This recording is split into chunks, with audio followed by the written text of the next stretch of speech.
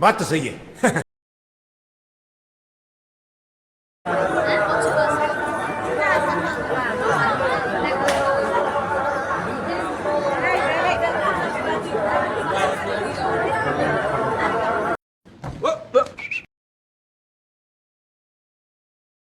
और वो जो लाल वाला बटन है उसपे भूकंप लेके आओ या फिर भूचाल, मुझे नहीं पता, बस क्लिक हो जाना चाहिए।